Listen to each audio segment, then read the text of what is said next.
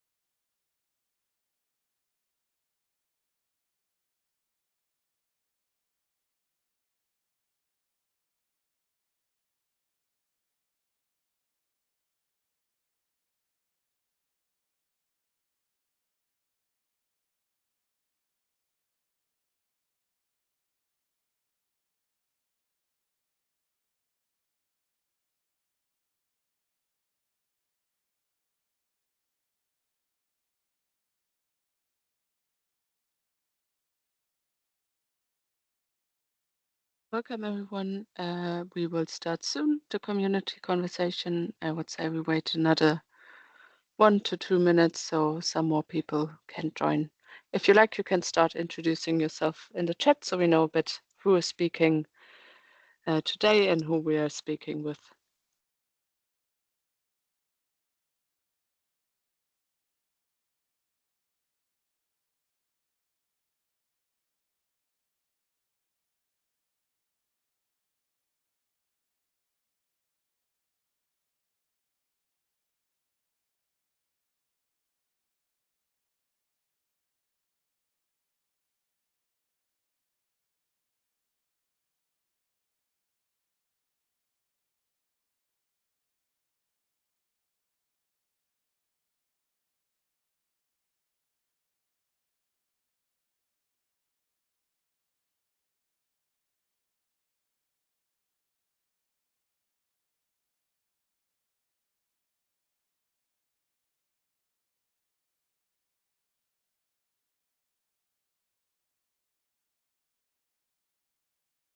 All right. In the interest of time, I would say we start today. My name is Christina. I'm from the Anticipation Hub, and I have the pleasure to welcome you to today's community conversation together with GeoSphere Austria.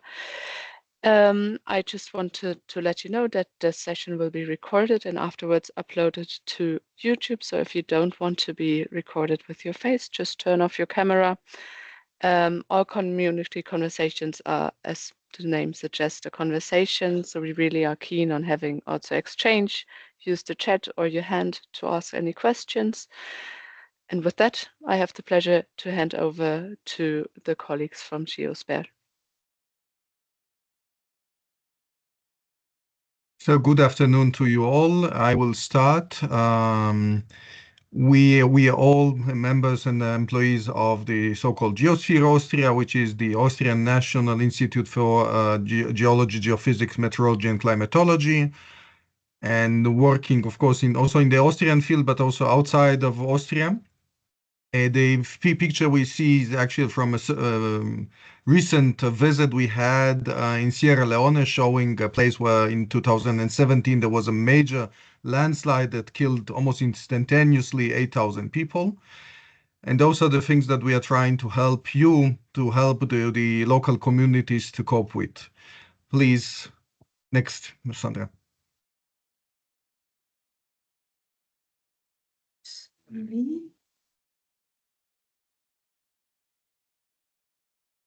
So so we'll talk about different things. We'll talk first of all about where do we on what do we base or some of our focus and services, observations and so on, and what is actually missing, and then we'll talk also about what though it is missing, what can we still do in order to overcome it.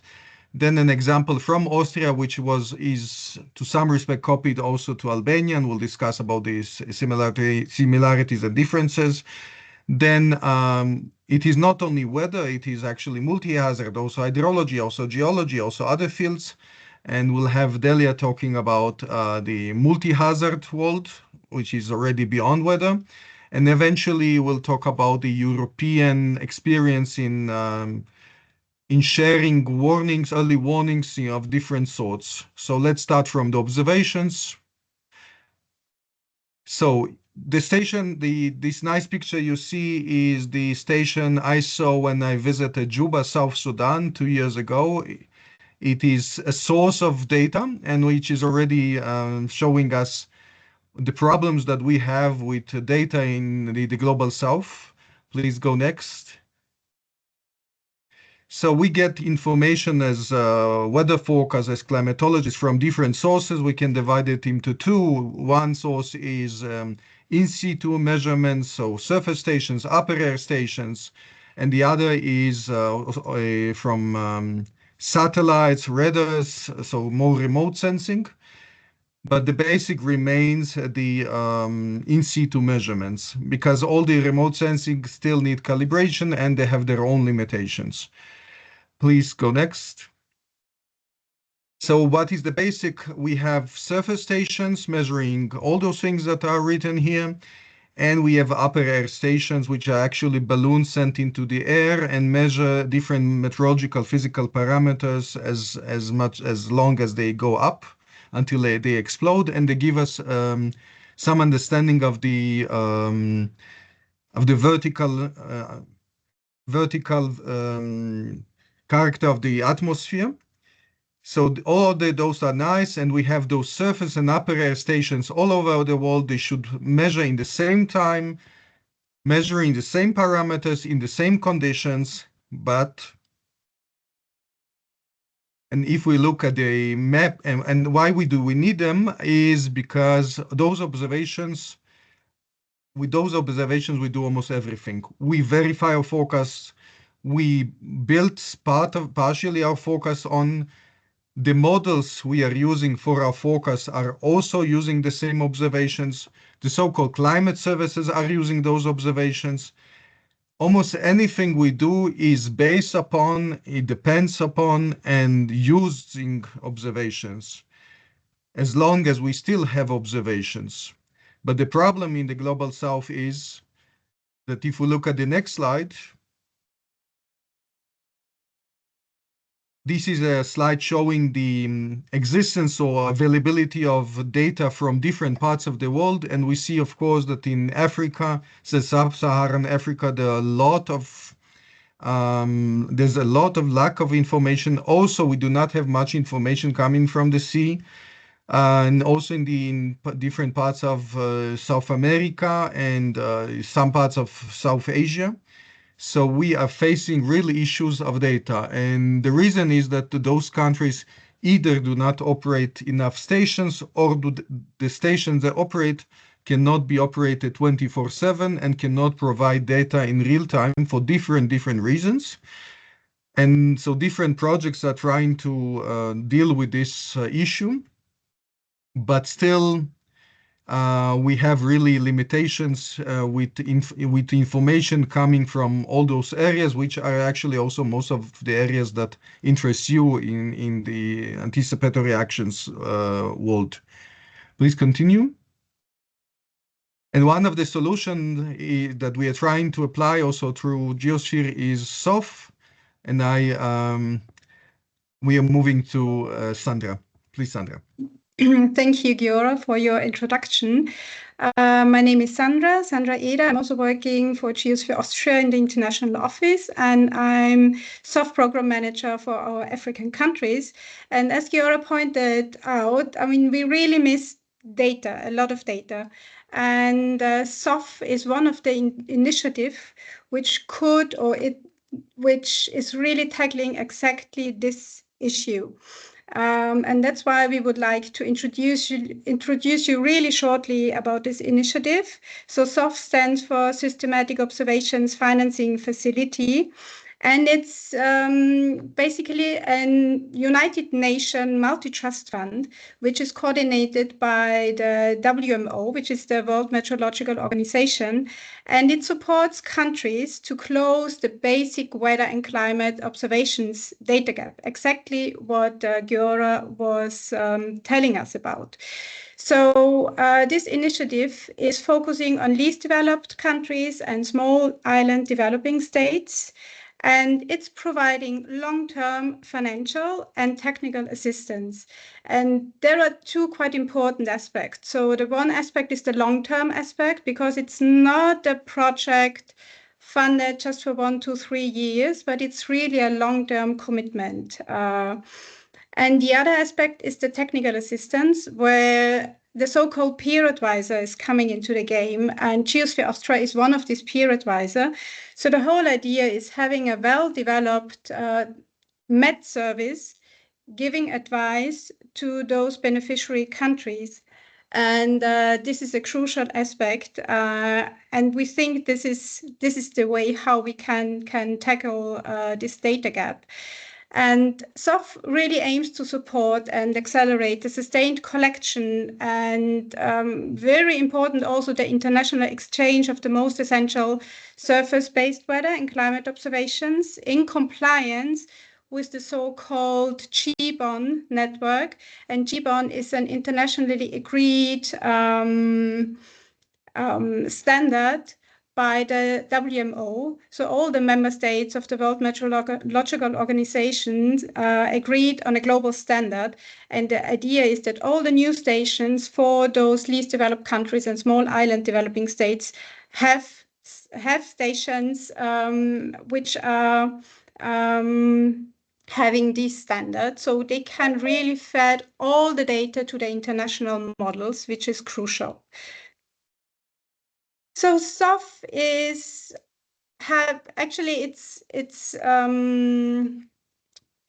done or executed in 3 phases. We have the readiness phase, we have the investment phase, we have the compliance phase. It's implemented through a close collaboration between the beneficiary countries and their MET services, implementing entities, and the peer advisor. So the implementing entities, they are usually like UN organizations or international organizations like the World Bank, like FAO, like the World Food Programme.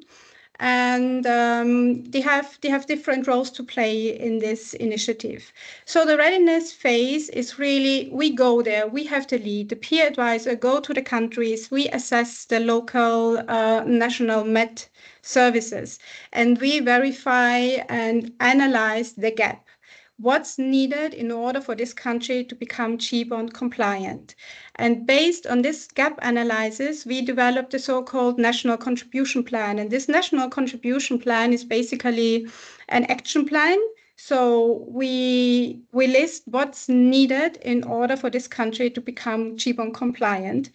And normally or usually we are also asked to develop a so-called country hydromet diagnostics, which is not only an assessment of the observational infrastructure of those MET services, but it's more like an assessment of the whole value chain of a MET service.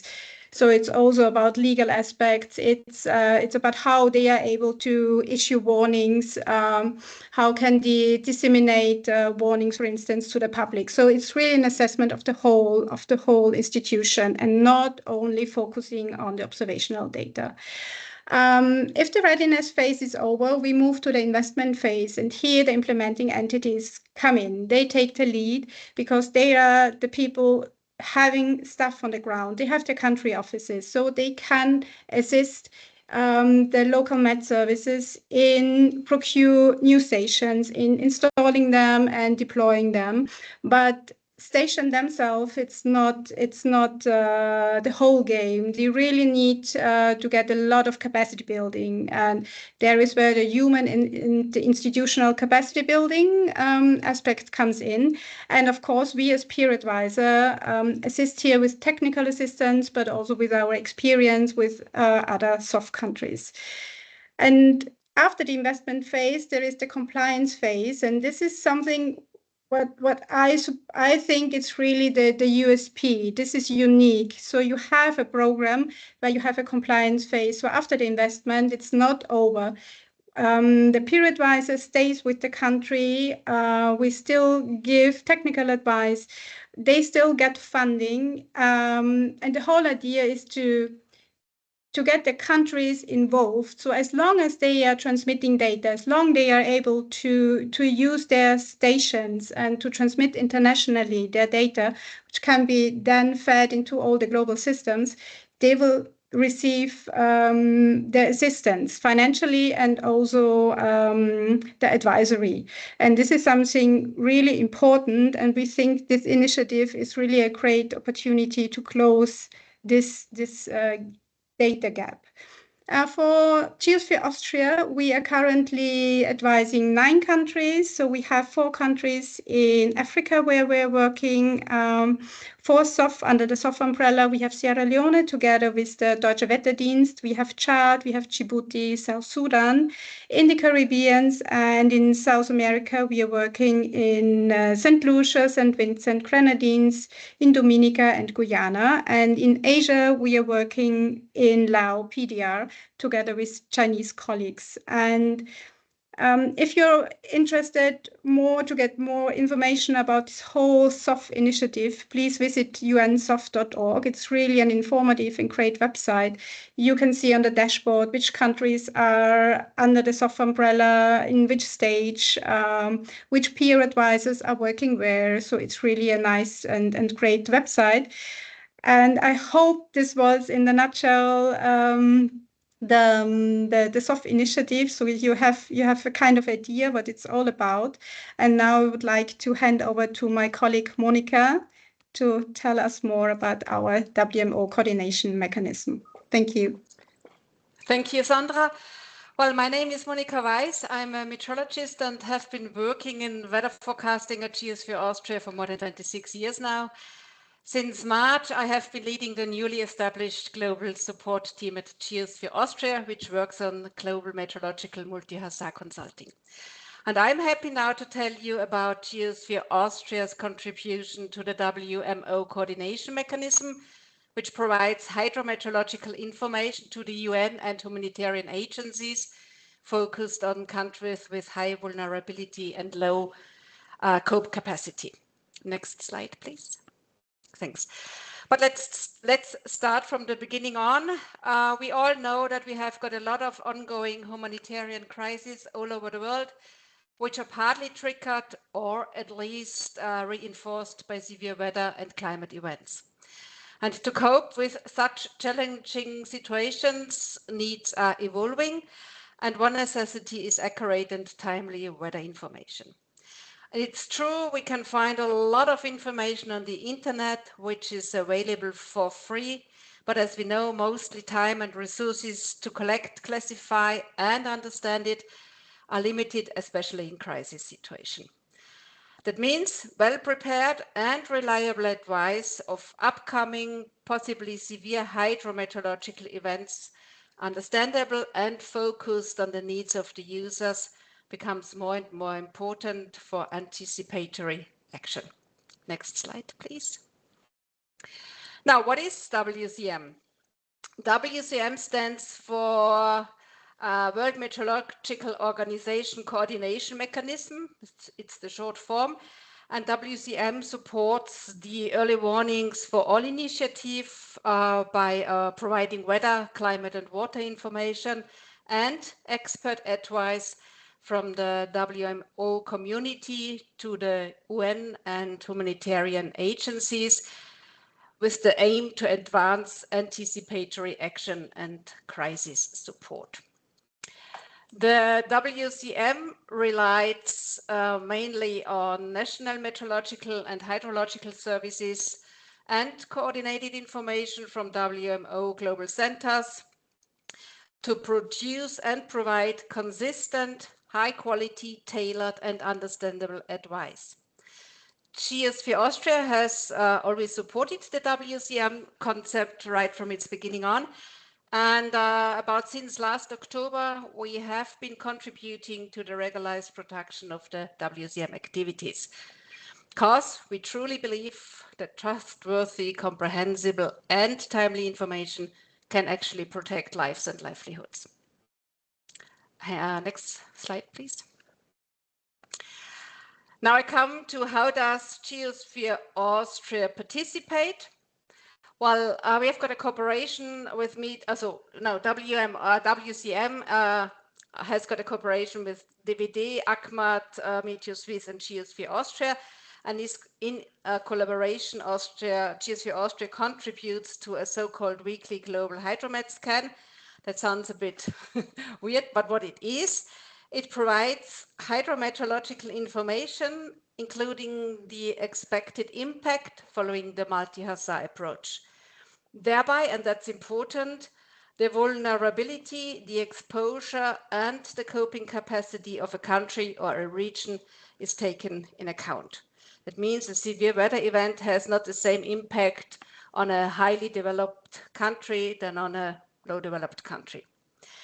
How do we do this? We seek authoritative information combined, of course, with our expertise, and then we detect countries and regions with ongoing or upcoming multi-hazard situations which are relevant for the UN and the humanitarian agencies. We also have got a look at outside the areas which are defined in this product. I come to it closer. Next slide. That means sorry, not next slide. Stay on. Yeah, thanks. That means if there is an event going on outside the defined areas which are of high interests, and here especially the tropical cyclones, then they are also mentioned.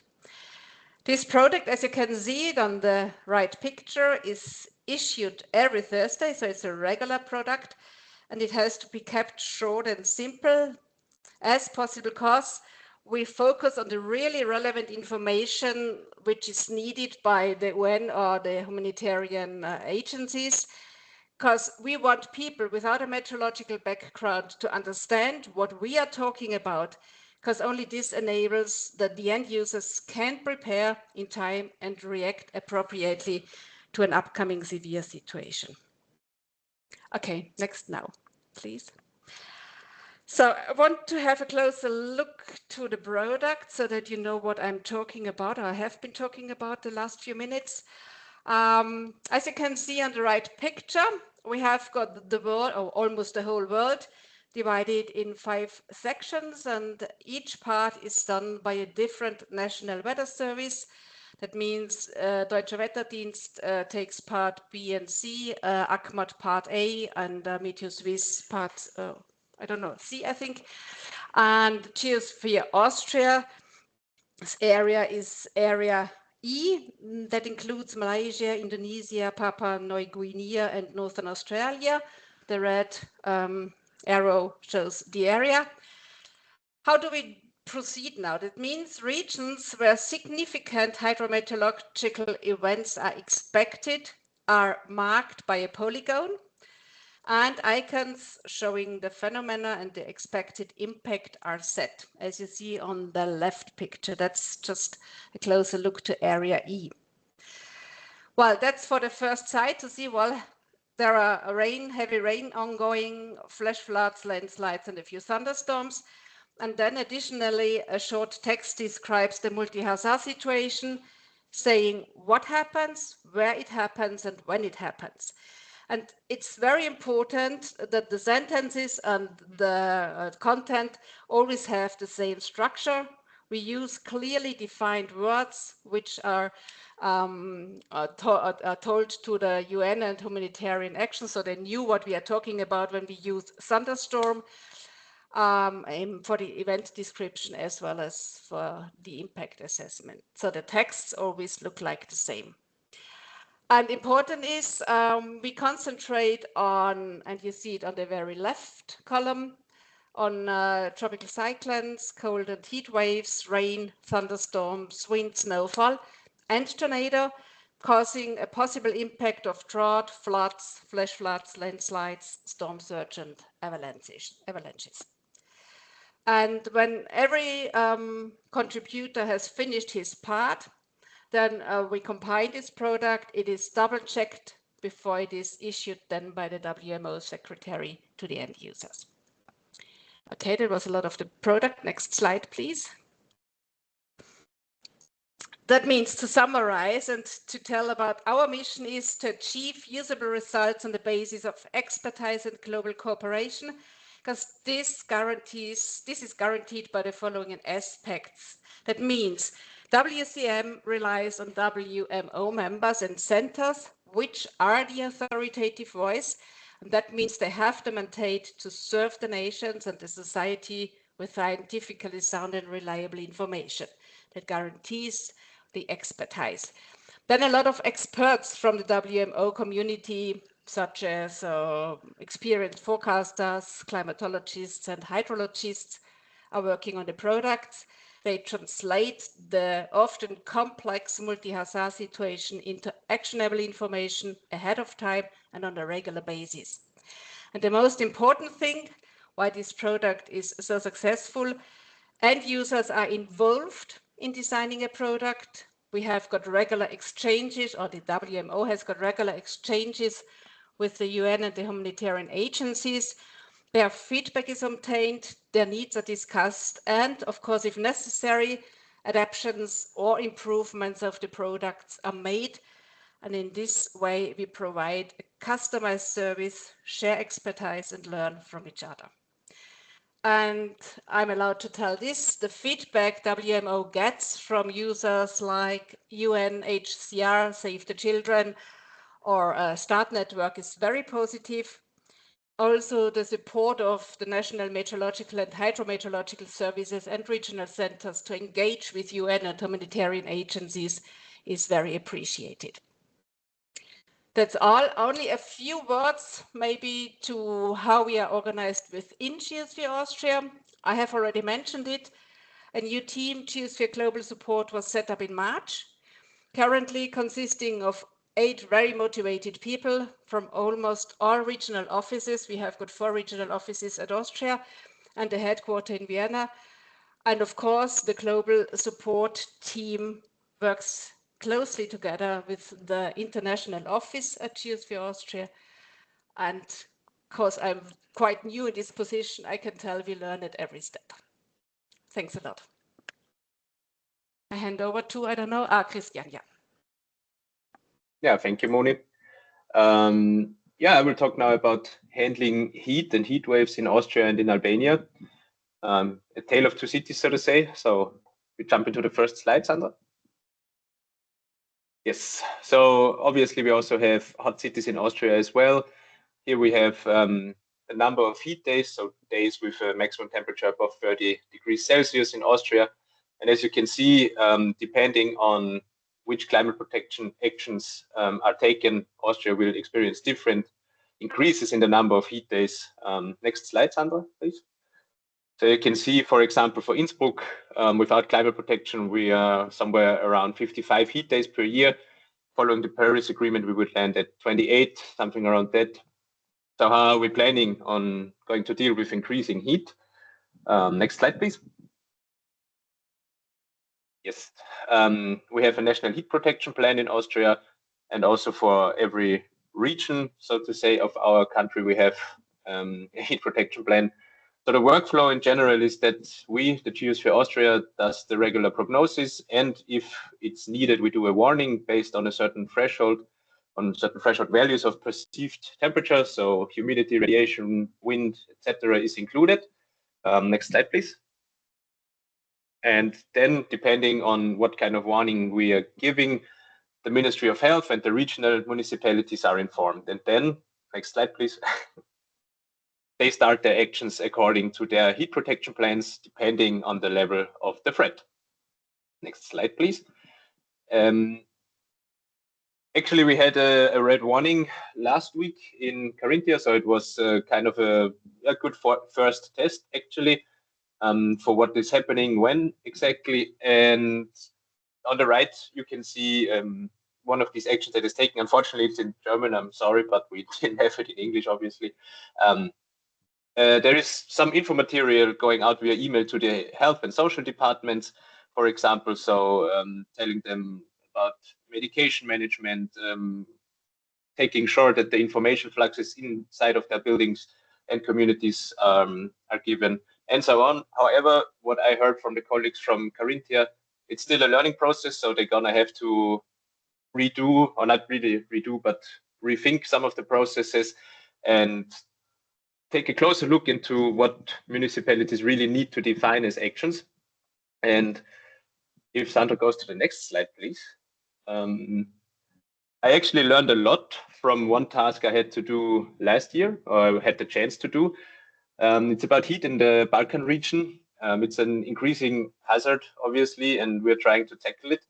Heat waves are obviously a dramatically increasing problem, not only, but under this case here in the Balkan region.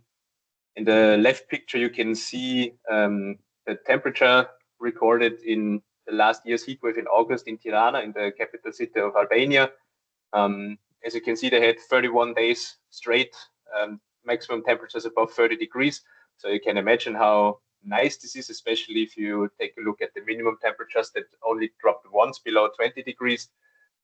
So yeah, and on the right, you can see that this is from a World Bank analysis, where also heat days and the duration of heat days is shown. And as you can see, it's increasing almost everywhere.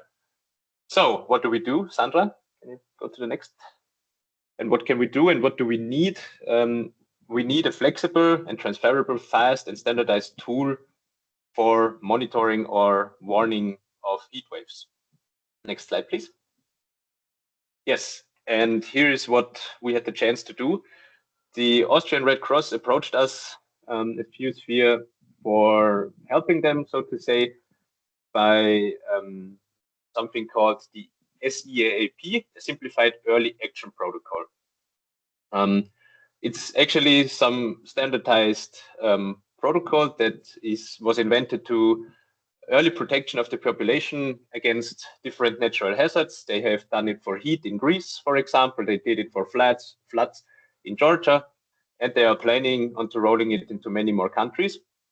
And so they asked GeoSphere Austria and me as a person then to help them with what? And this is the question. So Sandra, if you go to the next slide. The task was to define a so-called trigger statement on which the whole SEAP procedure is based. So once this trigger is met, the whole early action game starts. And it was very interesting for us, and especially for me, because we had some problems that I didn't really think of, because you're used as a meteorologist in Austria, you have access to all the data, to different models, to everything that you need and you can imagine. But then you come to Albania and then you see, okay, you don't have necessarily two different regional models. You maybe only have the ECMWF on the bigger grid and so on. And so there was not really a heat warning infrastructure at the local Met service, which is also a problem because, as I told you, they have made this protocol in Greece, and there it is just based on the heat warnings that the National Met Service does. So it was quite challenging to define this trigger, especially because it was also important to fine-tune it in a way that it only returns or is triggered every once in 1 or 2 years. So you can take a look at the next slide. On the right side, you can see the trigger statement we have come up with. It's a little bit not super catchy, I have to say, but I think it does the job. So we had to come up with something that is based on the Copernicus definition of a heat wave paired with numerical weather predictions. So the thing is, since it's an early action protocol, we have to see the heat wave coming and not just when it's already there. So yeah, the goal is that the SEAP is only triggered once in 1 to 2 years. I told you that. It will be evaluated in this phase. This phase is now going for 2 years, so we will see if it's going to be triggered. It is quite flexible. It could be used in any other region because we are using the climatology from 2000 to 2024 of their summer data, so to say. And yeah, if you read it on the right hand side, it's as I said, it's a mixture of climatological thinking. So we need the maximum and the minimum temperatures to be higher than the 95th percentile of the monthly historical maximum and minimum temperatures of the summer months, and also with a probability of 50% according to the ECMWF. So we'll see how it works this summer. I'm very interested, and I will be going to Tirana in October again to see how it worked this summer. But in the future, the plan is obviously that IGEO, so the local weather service, would define its own heat warnings, and then the trigger would be based on this. However, it would look something like, I don't know, SEAP is triggered if IGEO gives a red heat warning for one of the 3 cities with blah, blah, blah lead time. So that would be the dream, so to say. Next slide, please.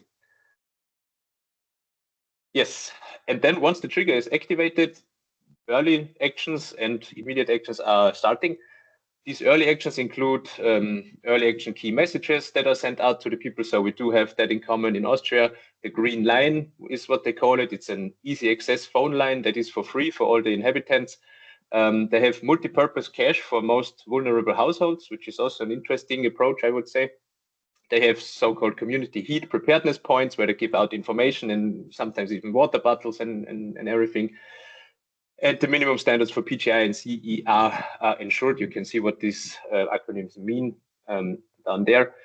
And if you go to the next slide, Sandra, here you can see how these actions are defined in these protocols. Here for the health and care sector, you see there is a certain budget defined. There is a number of people targeted, and then you can see what are the readiness activities, the pre-positioning activities, and then the prioritized early actions. And I don't know if I pick one of this. As I said, they have this green line, a toll-free telephone number for the public. They develop heat wave frequently asked questions for the public, and yeah, then they provide some volunteers and everything. So this is really an interesting concept because it's like really defining certain actions that are then turned into real actions, which I find really cool. And then you have like a really, just a really defined way how to approach things. And I really like this instead of anytime something else. And I think this was my last slide. Sandra? Yes. So I can hand over. Thank you very much. Let me do a bit of a recap. My name is Delia Arnold, and I'm also at GeoSphere Austria. So what we have seen so far is in the beginning, we have gaps. We have gaps all along the value chain.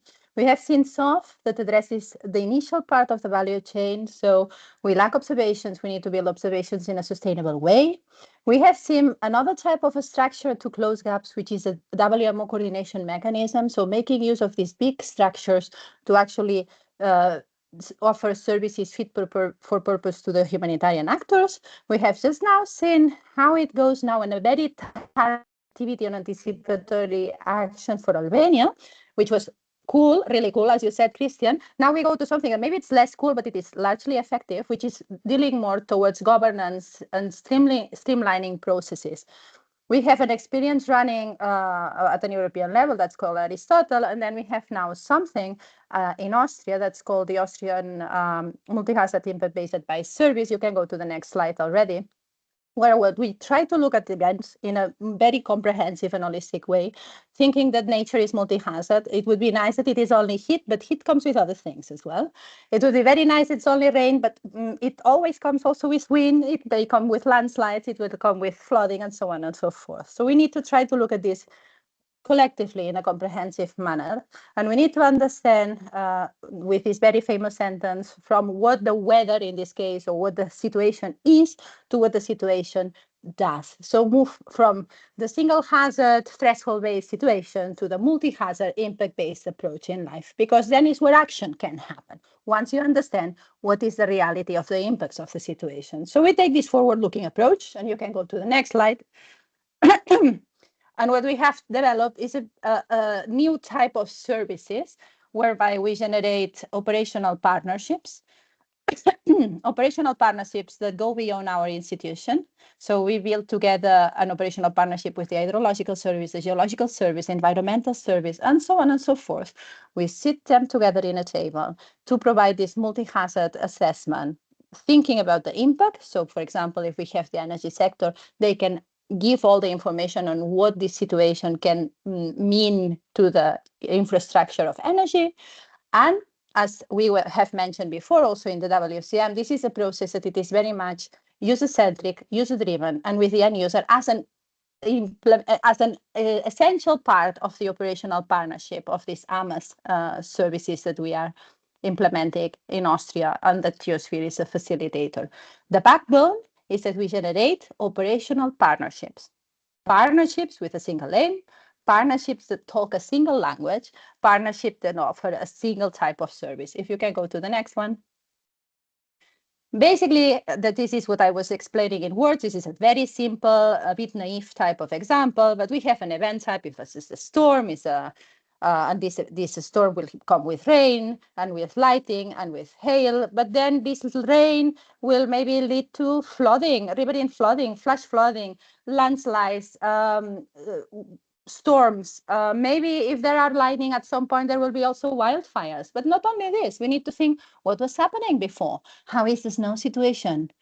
Was there some soil instability? Was actually the soil very dry? And then when rain comes, we may have problems for flooding and flash flooding.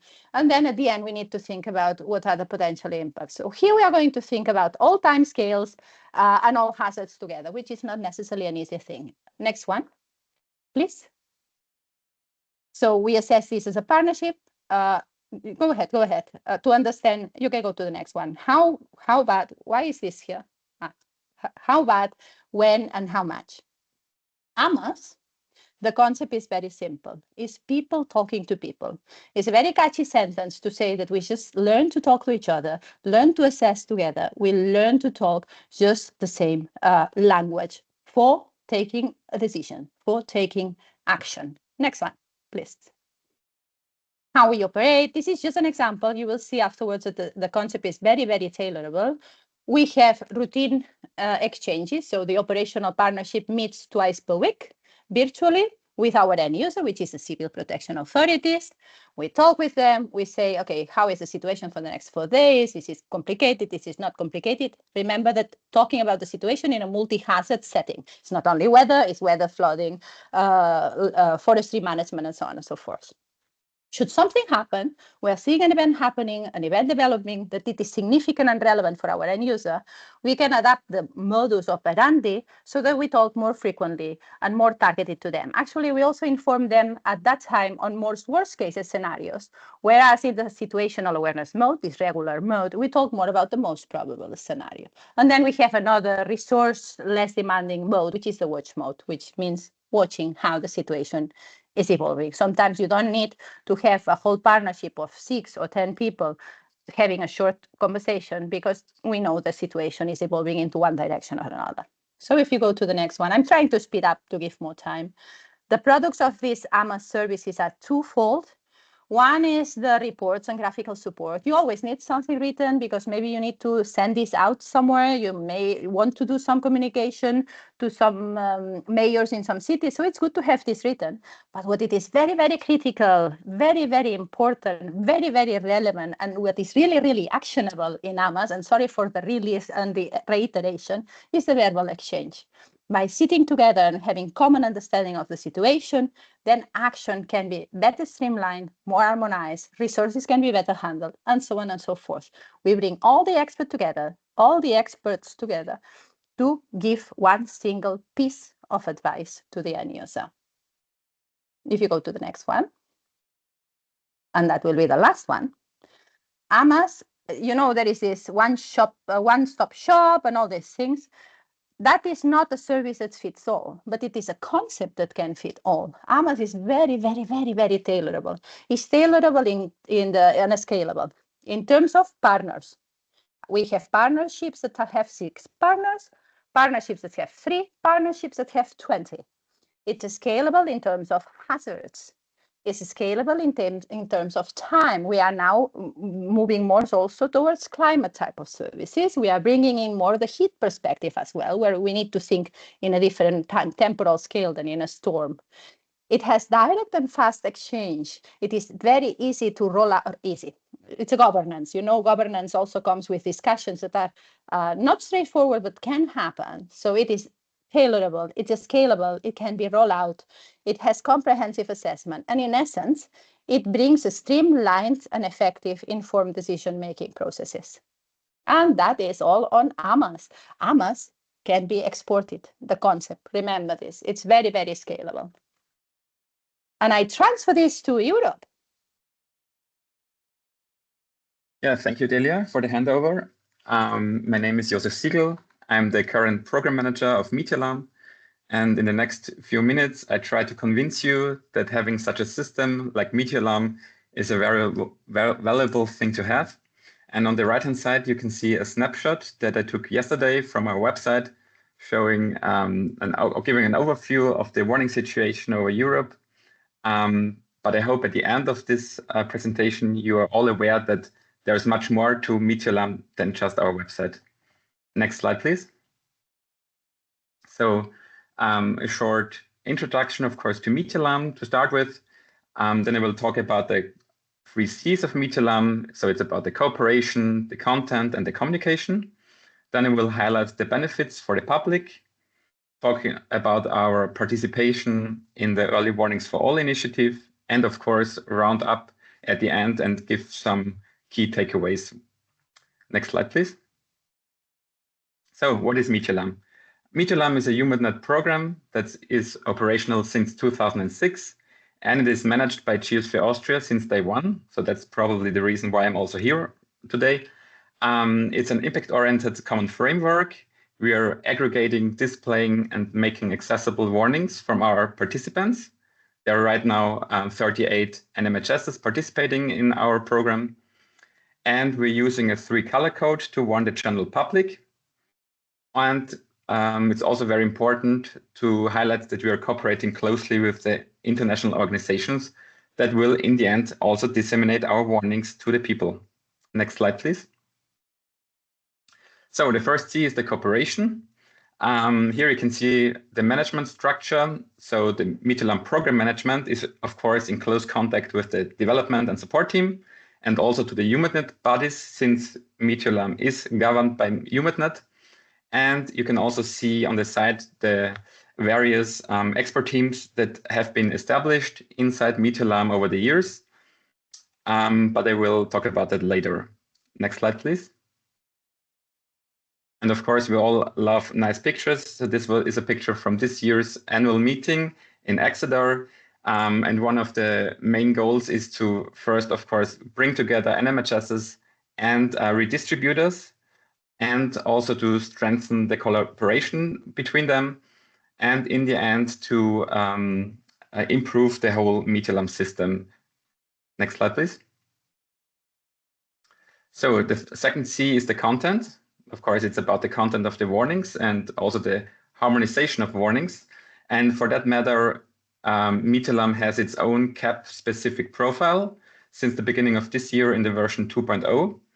And one of the main goals is to standardize critical aspects, but also preserve flexibility for the members to include their country-specific information. And over the years, we have agreed on certain crucial parameters. The first one being the awareness level, which means yellow is moderate, orange severe, and red extreme. So we have a common understanding of what the colors, for example, or awareness levels mean. Then we have the awareness type or hazard type.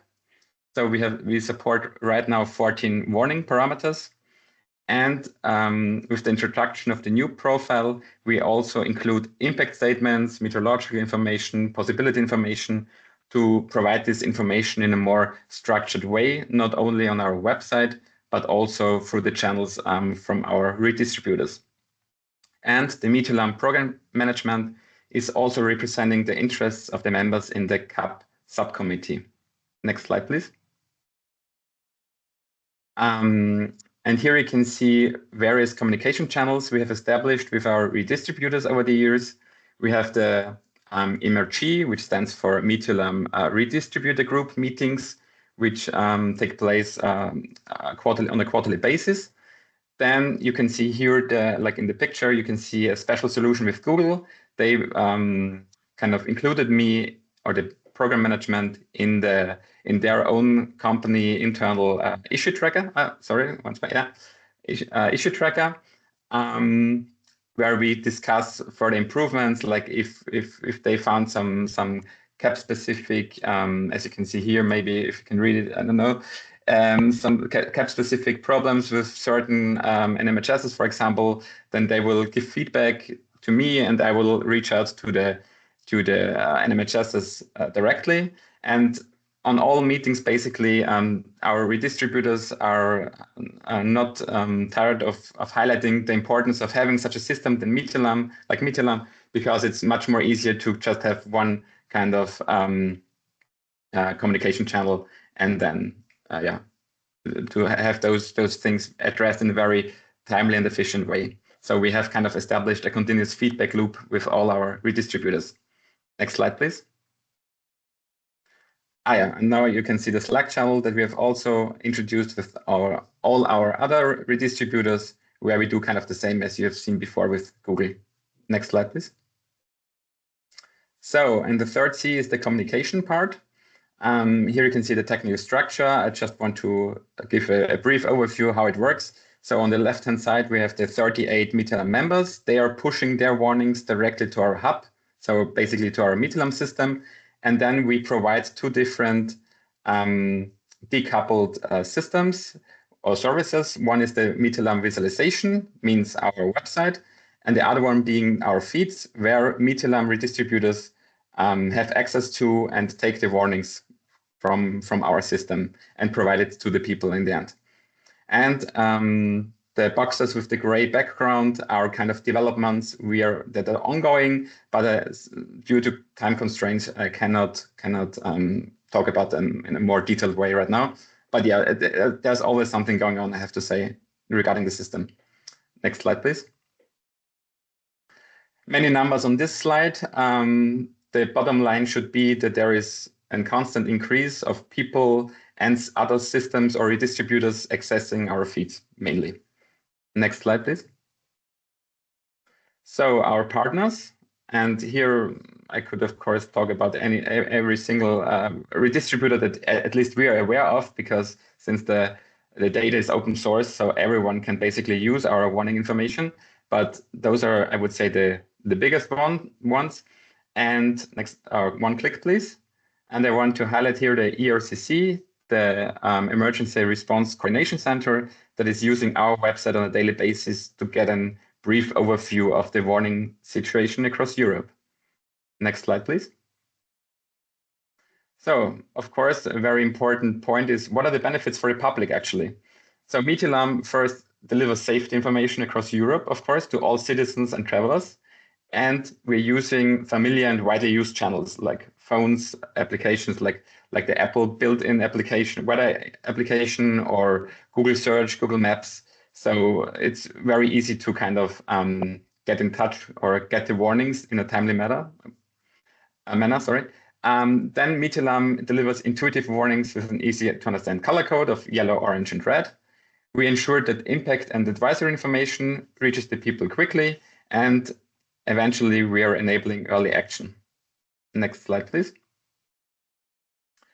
Then we participate in the Early Warnings for All initiative, and we do that by supporting Met services within WMO Region 6 in delivering effective and standardized warnings through MeteoAlarm. Next slide, please. And here you can see an overview of Europe. So the countries highlighted in the greenish color are currently participating in MeteoAlarm, and we are in the onboarding process of the NMS of Andorra, so it's already highlighted in green, basically, and we're currently in contact with the NMS of Albania and Georgia. And next slide, and last slide, I guess. Yeah, so this brings me to my last slide. The key takeaway: MeteoAlarm is much more than just a website. We are aggregating and disseminating early warnings from 38 organizations right now, and this is always an ongoing process, so new agencies coming in. We are maintaining a strong collaboration with our redistributors and foster collaboration between participants, so MeteoAlarm can also act as a platform for discussions between various stakeholders. Lastly, MeteoAlarm is recognized as best practice by WMO, which brings me to kind of an idea or a question that we could talk about, like, could MeteoAlarm or the MeteoAlarm service serve as a role model for other regions globally? Next slide, please. And this is kind of my last slide, and I guess I will hand over to Giora. He's not there anymore. I think Giora had to leave the meeting. But at this point, I would like to thank all of you for your attention. And I think we still have some minutes left for discussion if there are any questions from the audience. Maybe hand over to Christina to sum up as well. Yeah, perfect. Are there any questions? Doesn't seem like it.